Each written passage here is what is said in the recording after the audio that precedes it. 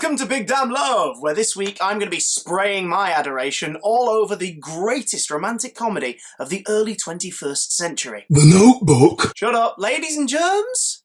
Deadpool. X gon' give it to ya, he gon' give it to ya. X gon' give it to ya, he gon' give it to ya. It's really rare for Hollywood to give a property a second chance, especially if it was the people high up who made the mistakes and screwed it up the first time.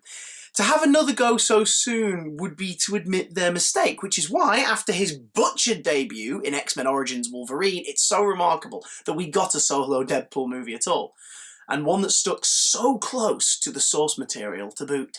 Deadpool, a semi-piss-take supervillain turned anti-hero from the X-Men comics of the early 90s, is a one-note joke that developed into a cult favourite character. His stories often involve assassinations, creative gore, pop culture gobbledygook, and more toilet humour than a roll of Charmin dipped in nitrous oxide. Somewhere along the road, his stories began to take on a level of maturity and compassion that slowly but surely made the world of Deadpool one worth emotionally investing in, and has led to what we have today, a comic book that knows just how ridiculous it is, but is well aware that for you to give a damn, you actually have to give a damn. Fart jokes are all well and good, but much like the farts themselves, they're fleeting.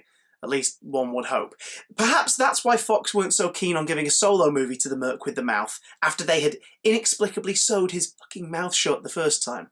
Wade's words, not mine. The first reason I love this movie is how it got greenlit. Now you've got to understand, the director Tim Miller, the writers, Ryan Reynolds, these guys had pushed and pushed for this thing to get made. They went so far as to create a short performance-captured special effects sequence, like a reel, a taster reel, a demo, if you will, to better sell the idea to the studio, showing them what the movie could be. But after their final rejection, someone made a bold but brilliant move. The short was leaked onto the internet. Now you have to understand that is some rule-breaking shit right there, but in the spirit of Deadpool, someone proudly put their name on the naughty list and trusted the fans to do the right thing. And they did. The footage exploded, getting shared and re-uploaded like Billy-O, and proving to the studio that, yeah, maybe this was worth investing money in after all. I mean, money talks. And here were millions of people loudly declaring that they would pay to see this in cinemas. And so, Deadpool. If you want my full critical thoughts on this beauty, check out my review over on my YouTube channel. Link is below in the description. But let me sound off what tickles my pickle specifically. They dip a toe into dark territory, but never let things become gritty and realistic. It's a big screw you to so many superhero movies of the past decade thinking that they need to be grim to be compelling. We don't have the warring inner monologues, but they keep his fourth wall breaking up throughout.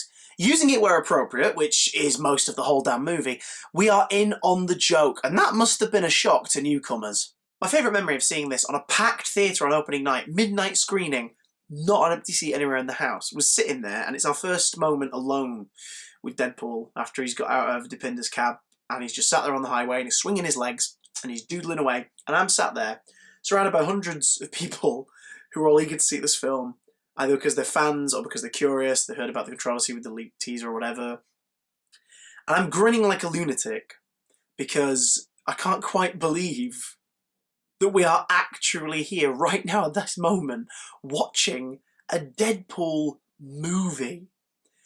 And he turns to the camera and he says, "Oh, hello. I know, right?" At that moment, I was Deadpool. We were one. Our inner monologue was exactly the same. Summed up with that beautiful line. I love it. That is still my favourite little touch in the movie. The movie's acknowledgement right off the bat that they can't quite believe it's happening either. It's wonderfully cast, with even the most archetypal characters being played by actors who are clearly having the best time, mustache twirling, bicep curling, monologuing. The opening credits let you know what you're in for before you even have a chance to criticise and nitpick these things for yourself. Deadpool gets there first. Oh yeah, and there's a scene where our main character gets pegged.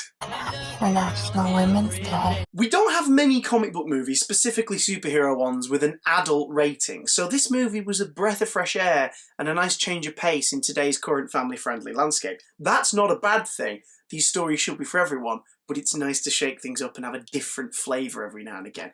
With a smaller budget and more creative control, Tim Miller and co. were allowed to make the movie they wanted to make, for the most part, with little studio interference on the creative storytelling side of things.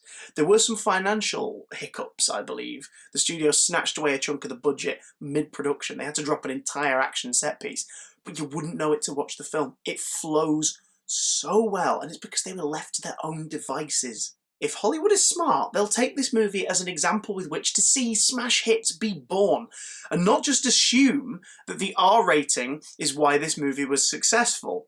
The last thing we want is for them to start making everything R-rated in the hopes that it'll somehow make people like it more. Ah, shit. No, yeah, they're trying it. They've learnt the wrong lesson. They learnt the wrong lesson. Wrong lesson. That movie's still terrible. Didn't make it better, did it? Deadpool is a devilish delight in a world adrift on a superhero sea.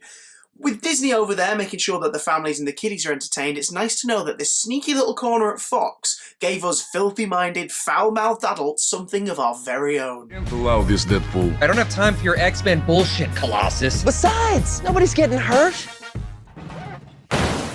That guy was up there before we got here. If you big damn love Deadpool, then make sure to let me know in the comments down below. Matt and I will be happy to discuss all things Merc with the Mouth with you down there. And don't forget to subscribe to our YouTube channel for more weekly content, as well as our podcast on iTunes. It's free, it's funny, get involved with it. Now if you excuse me, I need you to leave, because I bet it feels huge in this hand. That is a tiny hand.